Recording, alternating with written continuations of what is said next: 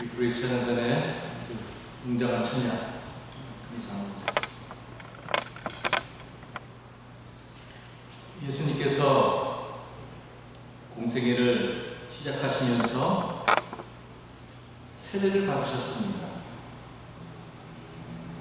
말 그대로 공적인 삶의 첫 걸음을 떼신 것이지요.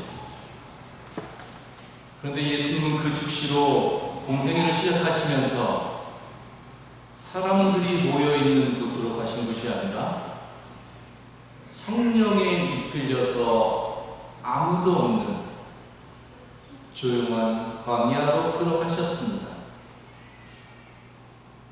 예수님이 선택하신 광야는 사람들의 환호도 없고 제자들의 동행도 없었던 오직 하나님만을 바라보고 하나님께만 집중할 수 있는 참 고독의 자리였습니다. 광야는 아무것도 할 수 없고 아무것도 확신할 수 없는 장소이지만 그러나 예수님께는 하나님과의 깊은 친밀함을 더 굳건히 다지는 그러한 기도의 장소였습니다.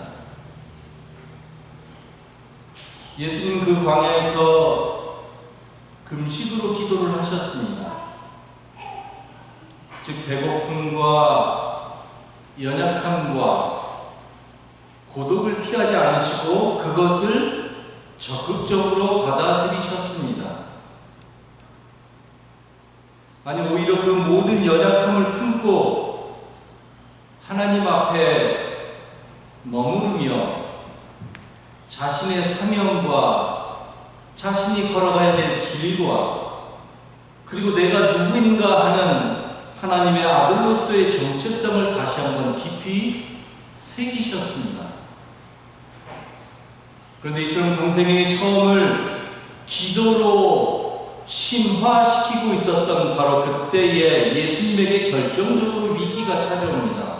즉 마귀가 예수님의 어떤 기쁨, 예수님의 고요함을 흔들기 위해서 유혹의 손길을 뻗쳤던 것이었습니다.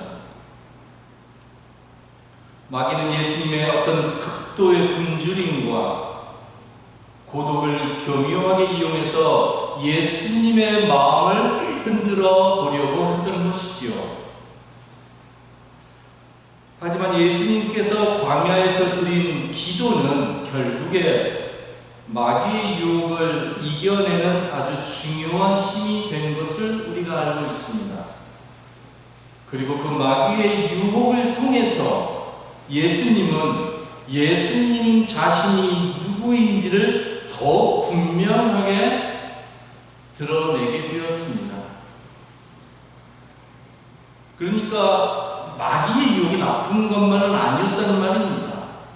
여러분들의 인생에 찾아오는 어떤 시련, 위기, 종교적인 용어로 말하면 어떤 마귀의 유혹은 여러분들이 누구인지를 드러낼 수 있는 내가 평상시에 어떠한 신앙인이었는가를 실험해 볼 수 있는 적극적인 기회라는 사실입니다.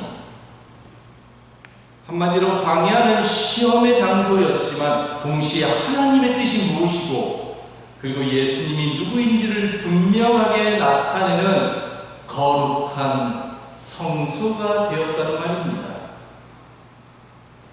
우선 우리가 여기서 한 가지를 짚고 넘어가면 좋겠습니다.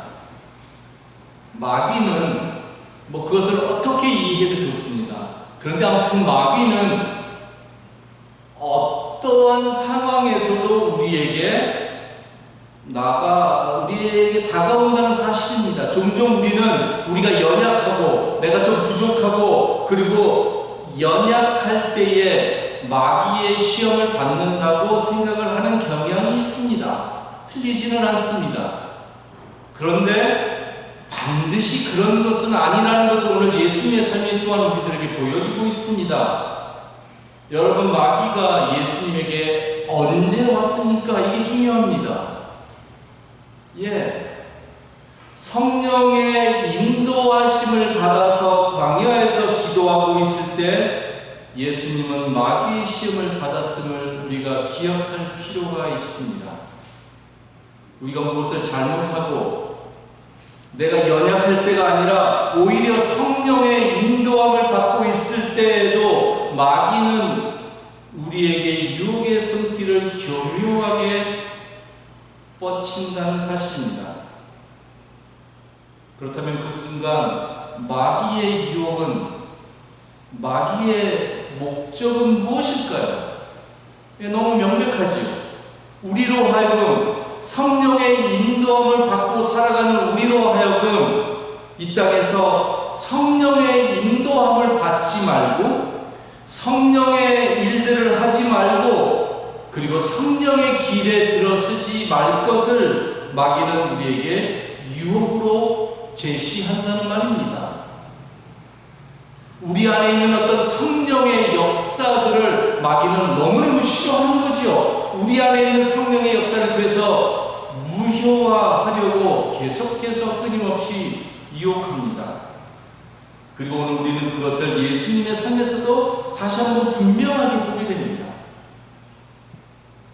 그러니까 여러분들의 삶에 마귀가 와서 무엇인가를 유혹하고 있다라고 할 때 여러분들이 제일 먼저 느끼게 되는 것이 무엇이냐면, 내가 성령의 역사 안에 쓰임받고 있는 인생이구나 라고 생각하면 거의 틀림이 없습니다. 마귀가 시험한 시험의 내용을 우리가 너무나 잘 알고 있습니다. 첫 번째는 돌을 떡으로 만들라는 것이었고, 두 번째는 성전에서 뛰어내리라는 것이었고, 세 번째는 마귀에게 절을 하라는 것이었습니다. 오늘 우리는 이 가운데서 세 번째 시험, 즉 마귀에게 도대체 절을 하라고 하는 게 무엇인가 라는 것에 대해서 생각해 보려고 합니다. 세 번째 시험의 내용을 성경이 이렇게 이야기합니다. 또다시 악마는 예수를 매우 높은 산으로 데리고 가서 세상의 모든 나라와 그 영광을 보여주며 그에게 말하였다. 네가 나에게 엎드려서 절을 하면 이 모든 것을 너에게 주겠다. 여러분, 이 세 번째 시험이 예수님에게는 상당히 힘들었을 것으로 생각합니다. 왜냐하면 시험이 가지고 있는 그 성격, 그 내용 때문에 그런 겁니다. 마귀가 예수님에게 보여주는 것이 무엇인가가 되게 중요합니다. 무엇을 보여줬냐면 마귀는 세상의 모든 나라와 그 영광을 보여주었다고 합니다.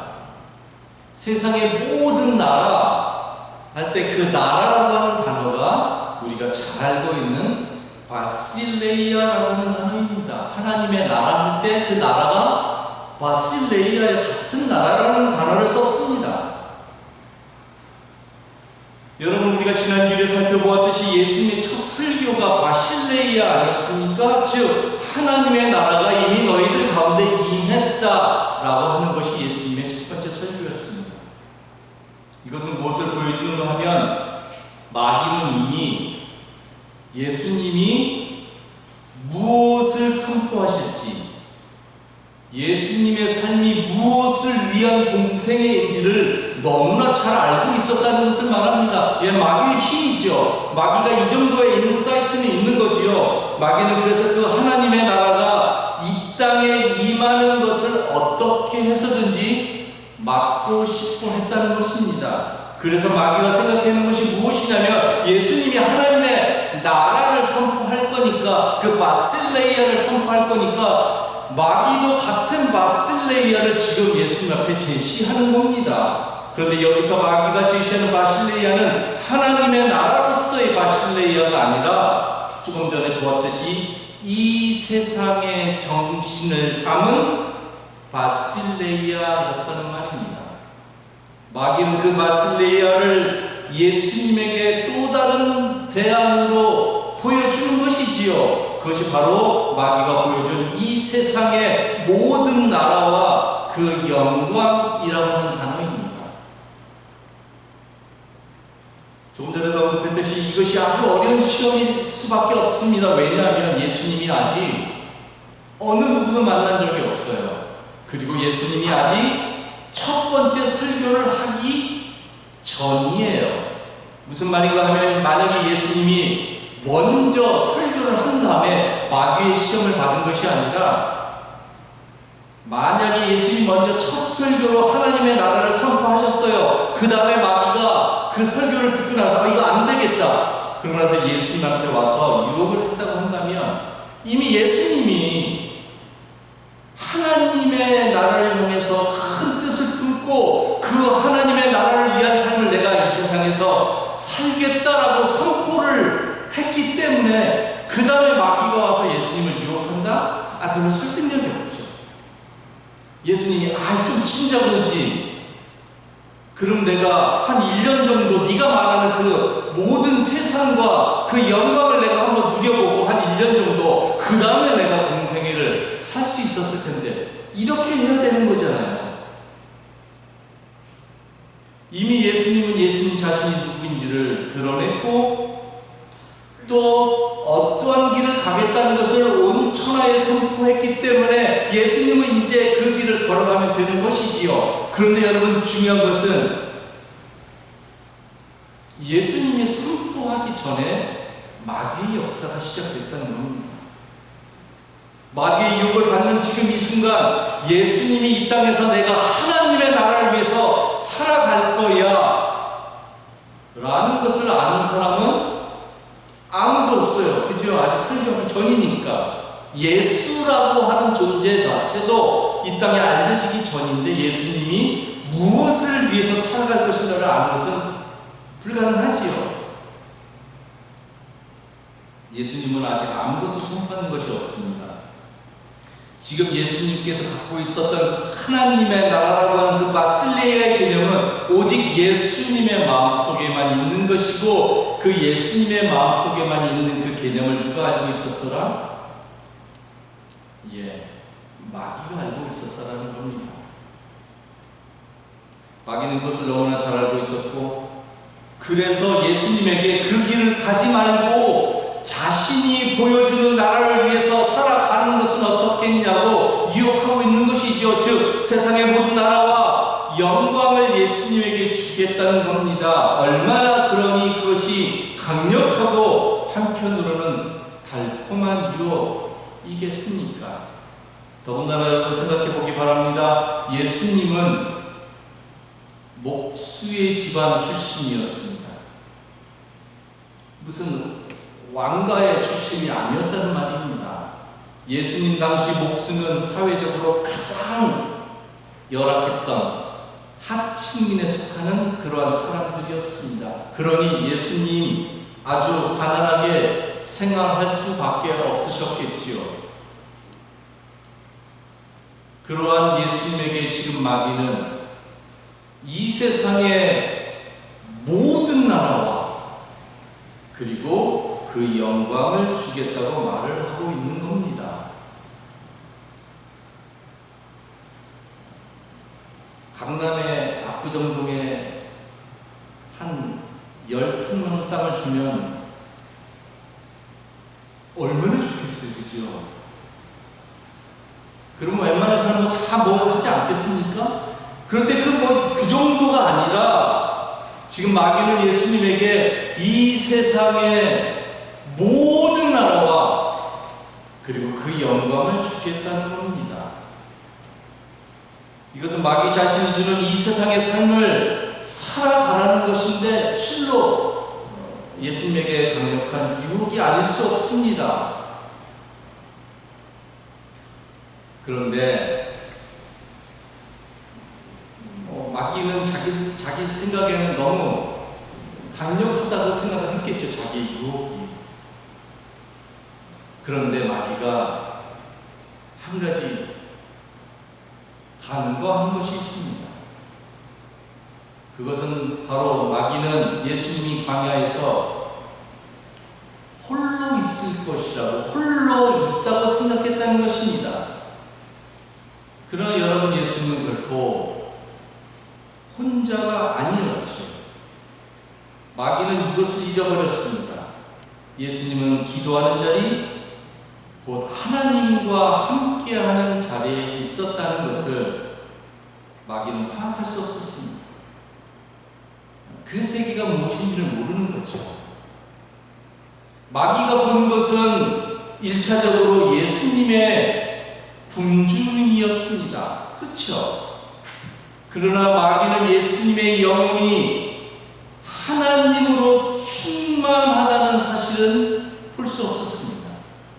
굶주림만 보니까 내가 이 세상의 모든 영광을 예수님에게 제시하면 그가 자기의 유혹을 받아들일 거라고 생각했습니다. 마귀는 예수님의 고독을 보았습니다. 그러나 그 고독으로 인해 예수님은 하나님과의 친밀함으로 깊어졌다는 것을 깨닫지 못했습니다. 마귀는 예수님의 연약함을 보았습니다. 연약했지요. 그러나 그 연약함이 단순한 힘이 없음의 세계가 아니라 하나님께 그래서 완전히 의지하는 그런 삶의 자리라는 것을 마귀는 알지 못했다는 겁니다. 한마디로 마귀는 지금 예수님이 기도하고 있다는 것을 너무나 쉽게 생각했지요. 예수님에게 있어서 기도는 단순한 종교적인 행위가 아니라 하나님과의 일치가 이루어지는 자리요, 하나님의 마음을 품어가는 자리요, 그리고 하나님의 정신이 예수님의 존재 깊숙이 스며드는 그러한 시간이었습니다. 그래서 마귀는 예수님을 흔들기 위해 다가왔지만, 그러나 이미 예수님은 기도를 통해서 하나님 안에 깊이 뿌리를 내리고 계셨기 때문에 마귀의 공격은 예수님 앞에서 힘을 낼 수가 없었다는 말입니다.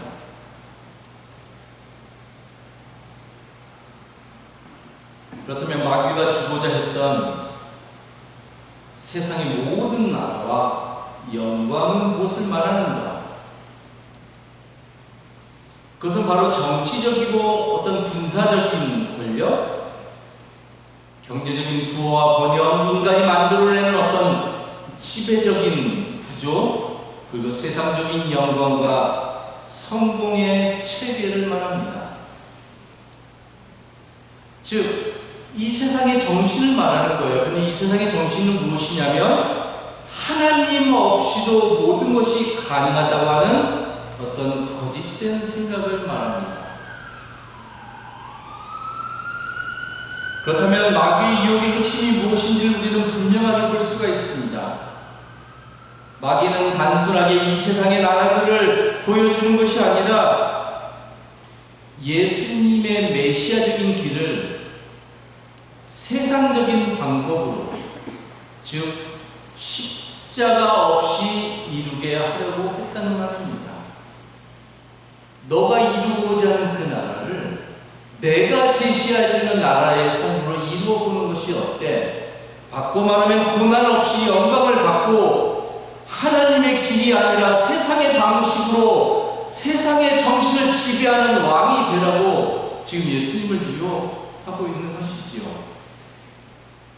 그것을 이루는 길은 오늘 마귀의 유혹의 표현으로 하면 바로 하나님께 순종하지 않고 마귀에게 절을 하라는 것이지요. 그 당시 세상의 정신은 바로 로마의 정신, 그 당시 세상을 지배하고 있었던 그 로마, 그리고 그 로마와 결탁하고 있었던 유대 종교 지도자들의 정신이라고 할 수가 있습니다. 예수님 시대의 로마는 하나의 큰 제국을 형성했는데 그 제국은 스스로를 가리켜서 자신들이 세상에 평화를 가져온다고, 그리고 평화를 가져오는 나라라고 스스로를 불렀습니다.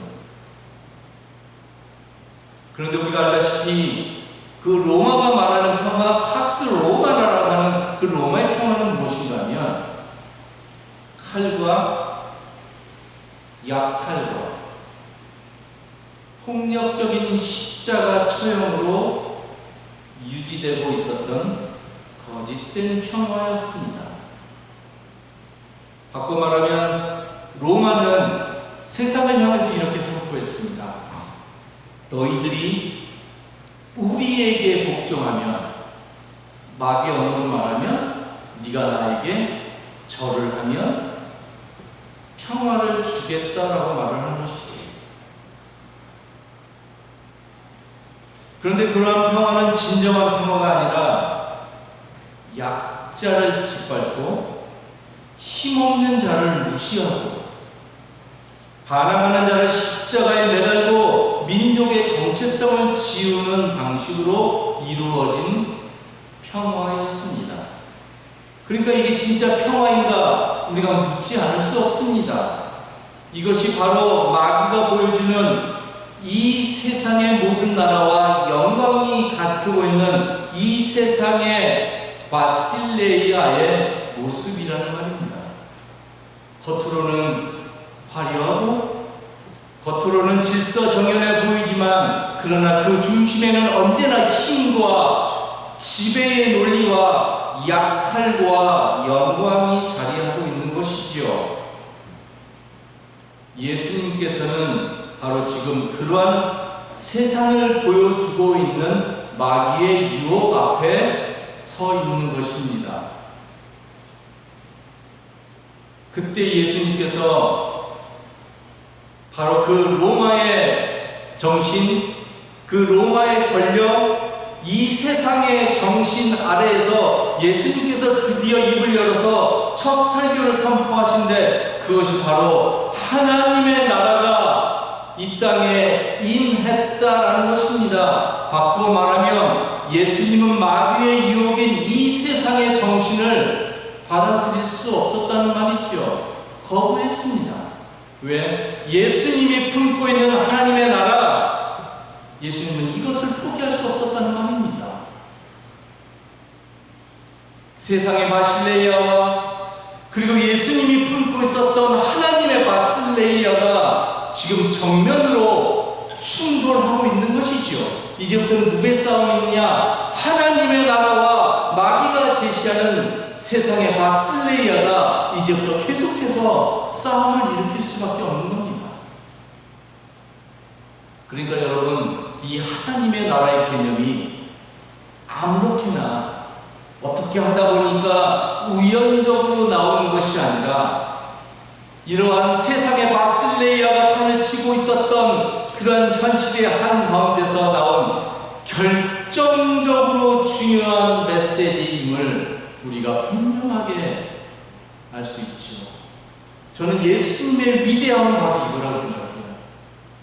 어느 누구도 가르쳐주지 않았어요. 세상의 바실레이아가 판을 치고 있고 이 세상의 모든 영광과 이 세상의 모든 힘이 판을 치고 있었던 그 시대에 하나님의 아들이었던 예수님은 하나님의 나라라는 그 개념을 마음에 품고 이제 그 나라를 이 세상에 심어가겠다는 겁니다. 예수님의 위대함일 수밖에 없어요. 세상의 왕국이 기승을 부리는 그 시대의 예수님은 하나님의 나라를 선포해버렸어요. 이제 이 나라에 대해서 예수님은 그래서 걸어갈 수밖에 없는 거예요. 그런데 세상의 바실라의 힘이 너무나 막강한 거예요. 그래서 결국에 예수님은 어떻게 합니까? 십자가에 처형하는 거죠. 세상의 힘, 세상의 바실레아는 이 정도의 힘이 있었다는 말입니다. 예수님이 마귀의 세상에 절을 하지 않으니까 예수님을 가감하게 십자가에 처형해버리고 말았습니다. 세상의 힘을 지니고 있었던 그 사람들, 로마와 결탁하고 있었던 종교 지도자들은 자기네가 승리했다고 믿었습니다. 세상의 모든 힘을 지닌 사람들은 예수의 십자가 처형으로 인해서 모든 것이 끝났다고 생각을 했습니다. 그런데 여러분, 너무 놀라운 일이 일어나게 됩니다. 예수님이 부활을 하신 후에 로마의 지하묘지 카타콤에서는 그 당시 핍박을 피해서 예수의 따르미들이 지하 무덤에 모이기 시작했습니다. 그리고 그 카타콤에서는 예수님이 선포하신 전혀 다른 세상인 하나님의 바실레이아가 조용히 자라나고 있었다는 말입니다. 예수를 죽이면, 하나님의 나라를 선포했던 예수를 죽이면 모든 것이 끝날 줄 알았는데, 이 하나님의 신비의 바실레이아가 전혀 할 수 없었던 그 카타콤에서부터 조용히 자라나고 있었던 것이지요. 어둠 속에서 모인 이 작은 기독교 신앙 공동체는 로마의 황제가 아니라 바로 십자가에서 죽으셨다가 부활하신 예수님이 주님이다라고 고백을 하면서, 세상의 모든 사람들은 로마의 황제가 주님이라고 고백했는데 이 예수의 따르미들은 아니라고, 로마의 황제가 주님이 아니라 십자가에서 죽으셨다가 부활하신 그 예수님이 주님이다라고 고백하면서 예수님의 길과 정신을 이어갔던 것입니다. 그들은 사랑의 마음으로 공동체를 형성했습니다. 노예와 자유인이 한 식탁에서 함께 떡을 떼었습니다. 상상이나 할 수 있는 일입니까? 노예와 자유인이 한 식탁에서 밥을 먹었다는 말입니다. 신앙 공동체가 책임을 지고 그 당시에 가장 열악한 사람들이었던 고아와 과부들을 보살피기 시작했습니다.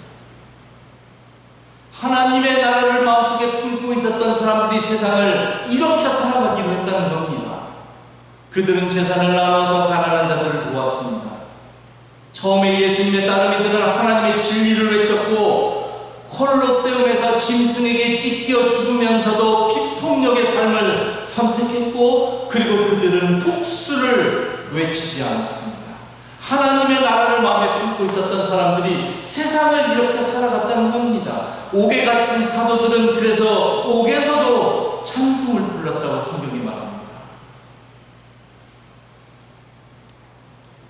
이 모든 것들은 로마의 정신인 이 세상의 바실레이아가, 사탄이 예수님에게 보여주고자 했던 이 세상의 바실레이아가 절대로 이해할 수 없는, 흉내조차도 낼 수 없는 하나님의 나라, 하나님의 바실레이아였단 말입니다.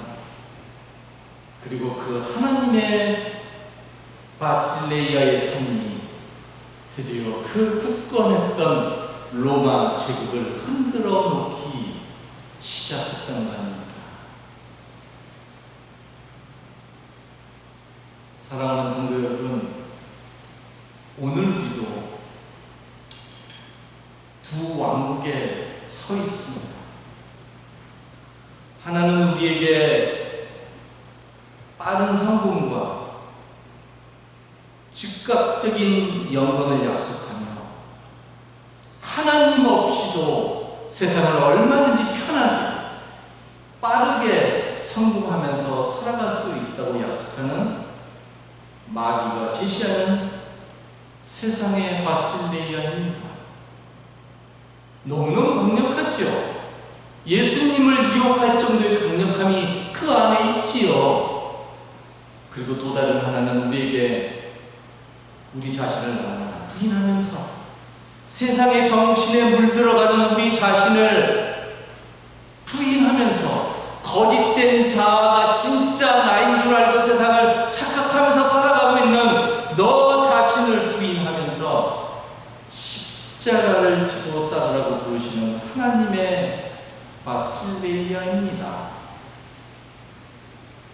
여러분, 세상의 바실레이아는 우리의 욕망을 자극하기 때문에 그 세계를 쫓다 보면 결국에는 욕망을 따라갔으니까 거기에는 공허함과 허무함만이 남게 됩니다. 하나님의 바실레이아는 우리에게 너 자신을 부인하고 십자가를 지라고 말하기 때문에 희생을 요구하는 것 같지만, 그러나 결국에 그 길은 나로 살아가게 하는 길입니다. 하나님이 여러분을 처음부터 그 하나님의 고귀한 형상대로 세상을 살아가게 하는 우리를 살리는 참 생명의 길이라는 말입니다. 세상의 바실레이아는 잠시 우리를 높일 수는 있지만 그러나 결국에는 그 길은 우리의 영을 잃어버리게 합니다. 하나님의 바실레이아는 때로 우리를 낮추시지만 그러나 그 안에서 우리는 영원한 것이 무엇인지를, 하나님의 것이라고 하는 것이 무엇인지를, 영원한 생명이 무엇인지를 우리로 하여금 경험하게 한다는 말입니다. 성경은 오늘 우리에게 이렇게 묻지요. 그러면 세상을 살아갈 때에 어느 바실레이아를 따를 것인가 라는 말이지요. 하나님의 나라는 힘으로 오는 나라가 아니라 사랑으로 오는 나라입니다. 하나님의 나라는 남을 지배하는 그 지배로 세워지는 나라가 아니라 섬김으로 세워지는 나라이지요. 하나님의 나라는 영광으로 완성되는 나라가 아니라 예수님이 걸어갔던 십자가의 길로 시작되고 완성되는 나라입니다.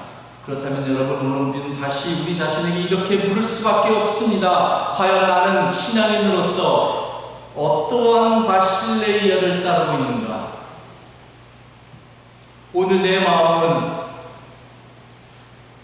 어느 왕국에 속해 있는가? 내 마음은 어느 왕국이 지배를 하고 있는가? 내 삶은, 내가 걸어가는 길은, 그리고 나의 모든 것은, 나의 이 존재는 과연 어떠한 통치 세계에 내가 속해 있음을 드러내고 있는가? 라고 말이죠. 묻지 않을 수 없습니다. 예수님이 선포하시고 걸어가셨던 그 하나님의 나라의 그 길, 지하 묘지 카타콤에서 예수님의 따르미들이 목숨을 내놓으면서까지 지키고자 했던 그 길을 오늘 우리도 선택하면서 이 땅에서 함께 생명의 길 걸어가게 되기를 다시 한번 간절히 기도하겠습니다. 기도합시다.